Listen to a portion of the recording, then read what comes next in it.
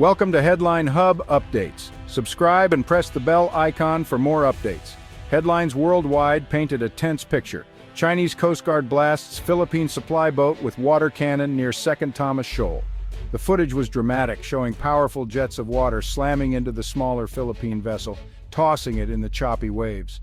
The confrontation was not just a fleeting incident, but a stark reminder of the simmering tensions that have gripped the South China Sea for years.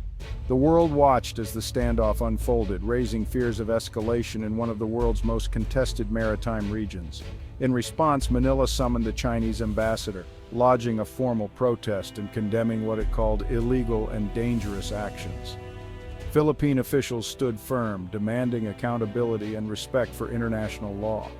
The diplomatic corridors in Manila buzzed with activity as leaders weighed their next moves and sought support from allies.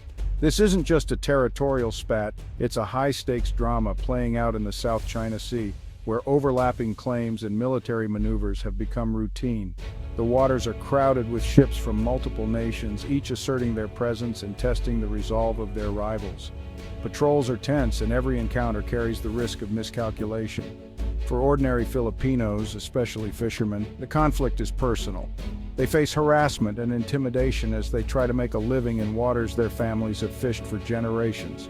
Supply missions to the BRP Sierra Madre, a grounded ship serving as a Philippine outpost, are perilous journeys shadowed by larger, more powerful Chinese vessels. The powerful jets of water from Chinese ships are more than just a show of force. They're a calculated attempt to erode Philippine resolve and assert dominance. Each encounter is a test of willpower, with the smaller Philippine boats often outmatched but undeterred. For the Philippines, this is about more than territory. It's about national survival, pride, and identity. The flag waving on their ships is a symbol of resistance, and on land, citizens rally in protest, demanding their government defend their sovereignty. The waters themselves are rich in resources, fish, oil, and gas, that are vital for the nation's economy and food security. Control over these resources means prosperity for millions, making the stakes even higher for all involved. The constant Chinese presence in these waters is a daily challenge, testing not only Philippine resolve, but also the strength of regional diplomacy and international alliances. ASEAN meetings and naval patrols by allied forces underscore the broader struggle for influence in the region. The United States has reaffirmed its commitment to the Philippines, conducting joint patrols and military exercises.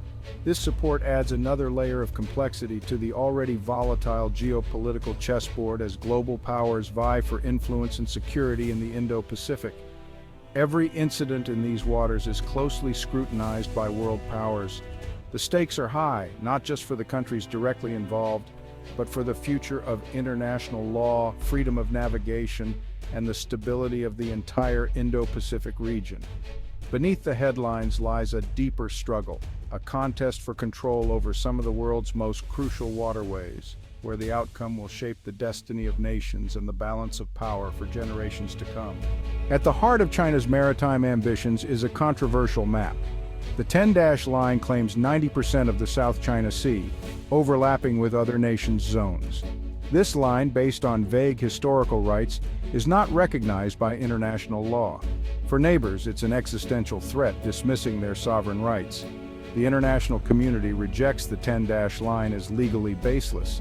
This approach creates instability, forcing nations to choose between acquiescence or confrontation. Beijing's deliberate ambiguity keeps neighbors off balance. For the Philippines, the 10-dash line is a blueprint for expansionism threatening sovereignty. It challenges the established international order, creating potential conflict zones. In response to Beijing's aggression, the Philippines unveiled its own map. President Marcos Jr. declared the nation's sovereign rights grounded in international law. The map delineates the country's territorial sea and exclusive economic zone. It names and bounds the West Philippine Sea, countering China's claims. This map is a powerful educational tool and a statement to the world. The Philippines will not cede any territory, framing the dispute as a legal issue.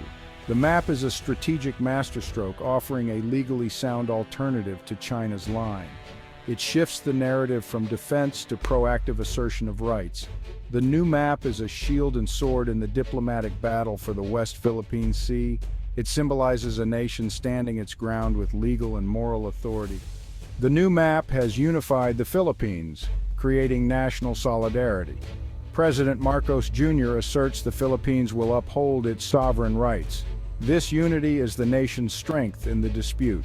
The military and Coast Guard have public support, turning them into national heroes. The slogan Atin Ito becomes a rallying cry, empowering assertive policies. The dispute is personal for millions, fostering modern Filipino nationalism. The educational campaign ensures future generations understand their maritime claims. The unity sends a powerful message. The Philippines may be small, but its resolve is strong. The Philippine map and China's 10-dash line are more than just lines on paper. They represent two fundamentally different visions for the world and the future of international relations. The Philippine map is legal, precise, and transparent, grounded in the United Nations Convention on the Law of the Sea, or UNCLOS.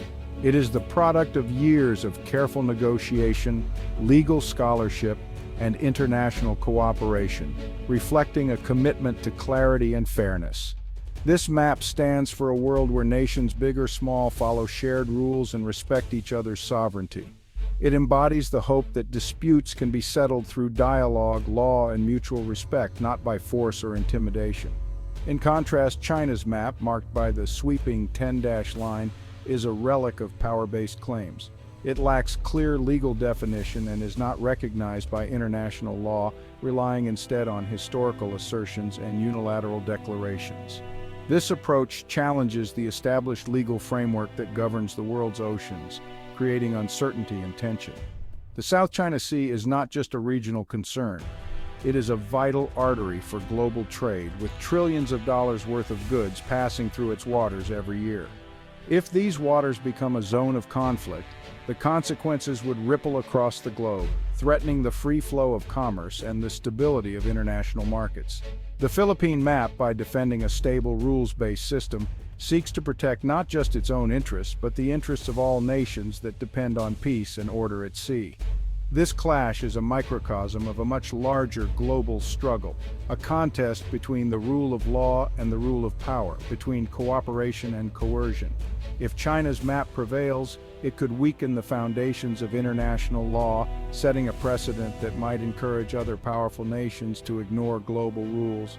But if the Philippine map holds, it will be a victory for the rights of all nations, large and small.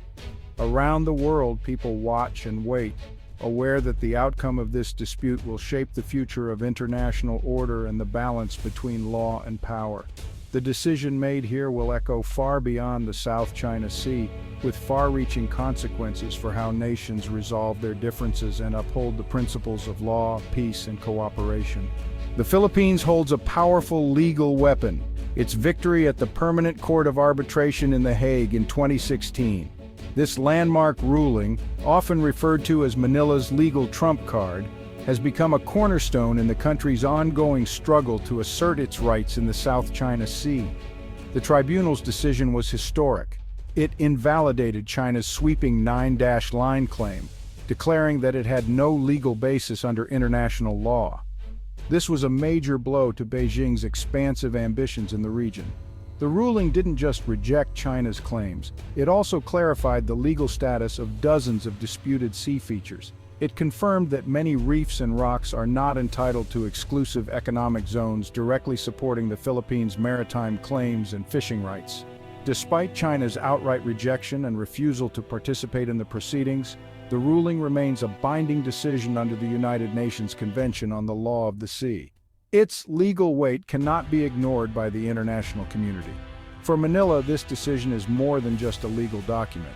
It provides a powerful tool for diplomatic engagement, allowing the Philippines to rally support and apply public pressure on China through international forums and media. The new official map of the Philippines, unveiled after the ruling, visually translates the tribunal's findings. It draws clear boundaries, turning complex legal text into a compelling visual argument for the world to see.